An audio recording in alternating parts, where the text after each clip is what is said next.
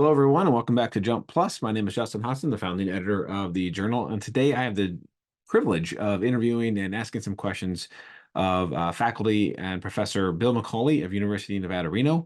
This particular issue of Jump Plus is dedicated to just students from Bill's class. We have four projects that all come from two different classes from Bill's work out at UN Reno. And we wanted to take the moment to really get to know him and talk through the projects a little bit and give him a chance to highlight not only the work his students are doing in these projects, but also to give a bit of insight on the long-term trajectory of digital literacy and digital creativity and digital engagement in the classroom, multimedia projects, multimedia composition. Bill has been a member of our editorial board since essentially our beginning, and has been vital in our program and our projects and the journal's success over the years. And so it was a real joy to see so many projects come in from his students and have so many of them be accepted not only for publication, but agreed to let us publish them. So I want to turn over to Bill and first start with some questions about, what are the courses, what are the projects, where they come from, and give us a little bit of a context from the projects in this issue. So it's two courses from English 321, which is Writing in the Disciplines and Professions. And the other three are from English 401B, which is Advanced Nonfiction. 321 is a course that's taken primarily by non-English majors. So it's honestly, in the times that I've taught it, it's been mostly students from HDFS, which is Human Development and Family Studies. And so these are folks who are preparing for work with small children and families. They're not preparing to be teachers, but they're preparing to be counselors, daycare providers, those kinds of things, consultants, family negotiators of one kind or another. I do get students in there who are business majors from time to time. Broadly College of Business, so business, economics, marketing, finance, accounting. So 321 is a course that they can take in the English department in place of a locally offered course that's similar in their own discipline. My suspicion is that the students who are farther along can get into the one in their discipline first. Yeah. So I get the students who are newer to the major, which is fine with me because then they're a little less jaded, right? 401B is a 400 level. It's a senior undergraduate elective, and I do get grad students. It's a 400, 600, so it can be upper level undergrad or a low level graduate student course. And it's part of a complement of courses that we offer that specialize in a particular genre. And so we have a course that does autobiography. We have one that does memoir. We have one that does poetry. We have the creative writing ones too. And so advanced nonfiction was designed in kind of that slot. And I think what they were thinking when they created the course was that it would be probably literary nonfiction, which I just don't do. So that's kind of what the two courses are like. That course is almost exclusively English majors, but there's a lot of different minors involved too. So philosophy, psychology, education, history, generally speaking, social sciences, and humanities minors. Film studies is that I see quite frequently as well. So that's what the two courses are. With 321, my kind of big ticket idea was there's no way I'm going to be able to prepare these students for all of these different disciplines and professions by teaching them particular genres or documents. And so my intention is to get them to identify for themselves what's coming next. And that could be, capstone courses, that could be internships, it could be graduate school, it could be going out into the workplace.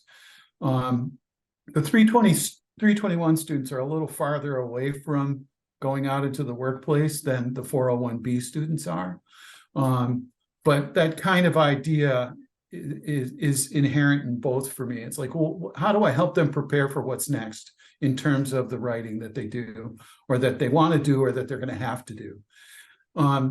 So for 321, rather than trying to teach them particular genres, what I teach them to do, at least my intention, what I teach them to do is to be kind of critical consumers of their own literacy practices. So I ask them to look at, well, what has your major told you about writing in your discipline or your profession or your field? And then the next step is, well, what are you good at in writing, and what could you work to improve? I call it strengths and needs, so it's not strengths and weaknesses, But I always put strengths first because I want them to, negotiate this from a position of power. And power is they do some things well. And then the next piece is a focus piece where I ask them to interview people in that discipline or in that profession or in that major, so that they can find out what the writing actually is that's coming next.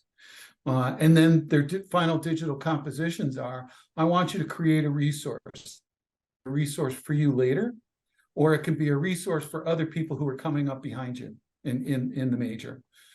So what I want them to do is articulate the things that they know about writing, so that we're honoring those funds of knowledge that aren't necessarily always recognized and acknowledged, and putting out there into the world some of the smart stuff that they know about writing and some of the questions that they have as well. In 401B, very similar kind of thinking. I recognize that students who end up in that class, unless they've heard about the way I do it and they like that does happen, they need a 400 level elective, right? And they've been on that hamster wheel enough times of, okay, well, this course is about, fill in the blank, genre. And so we're going to read some of that, and then we'll read some criticism of it, and I'll give you a midterm on, those two groups of readings and discussion. And then after the midterm, maybe we'll read some discussion of the criticisms of that particular genre, and maybe you'll write some in the genre, and then you'll turn in a term paper. And I don't present that in a demeaning way at all. I don't mean that. What I mean is that it's just a familiar pattern, and for students, it ends up feeling kind of like a hamster wheel. It's like, it doesn't really matter if it's me. It doesn't really matter what course it is. It's just going to be the same thing, which, for some students is appealing because it's safe. It's a very known quantity, right? But I know that these 400 level students and 600 level students are on the leading edge of, they're in a liminal space. They're on a threshold, right? And so I want to help them to get ready for what's next, and help them take all of the learning that they've done. And, think about this. By the time they're a senior in college, they've been learning about nonfiction writing in school for 16, 18 years. Yeah. And I think it's a real challenge for them to figure out how to take the stuff that they learn on campus, unless it's directly connected to a workplace or an internship or an externship. I think it's really a challenge for them to figure out how to pull those things together as they move on. So I wanted to do a course where they could take the writing out into the world, and take that nonfiction writing that they've been practicing all these years out into the world, take it out of the campus, that they can see what it does and how it can be useful to them. The second thing that I really wanted to pay attention to was I wanted to choose subject matter that students with almost any interest can access. And, I've been reading and working in critical pedagogy long enough to know that it's not unusual for a professor to decide, I want to be a critical pedagogue. I want the students to have a lot of agency in class. So here's the subject matter I'm choosing for them, and here are the things that I want them to say about it. And I know that that comes out of this genuine interest in trying to pick something that's appropriate as a site of critical inquiry, but also trying to be articulate about what the course is so that the students can feel some sense of stability in the course. I have taken a different tack, and that different tack is I open it up and I say, look, I don't know what you're interested in, but we're going to talk about housing and homelessness. And, I want you to think about this from whatever perspectives and from whatever points of view makes sense to you. I want you to find a place in it that matters to you. And then we're going to act on that. So in that course, the students do some reading. I have them read a segment of Tom Dean's dissertation on community writing, writing for, with, and about communities. I have them read Linda Flower's piece on intercultural inquiry. I have them read Dave Coogan's piece on the community engagement and writing work that he did on the South Side of Chicago some years ago. They read Paula Matthew on not going it alone. And so I try to frame it, give them some things to frame it. And then I bring in people from the community who work in these areas to talk about the work that they do. So this semester we've had a state assembly member, we'll have a state senator come in before the end of the semester. We usually have at least one of the online news publishers come in and talk about the writing that they do and the publications that they make. I try to get at least one developer to come in, lots of service providers, so that they're getting kind of the big picture. They're seeing it not as this kind of singularity, and this helps protect them from me, from my interests. It gives them a lot of options.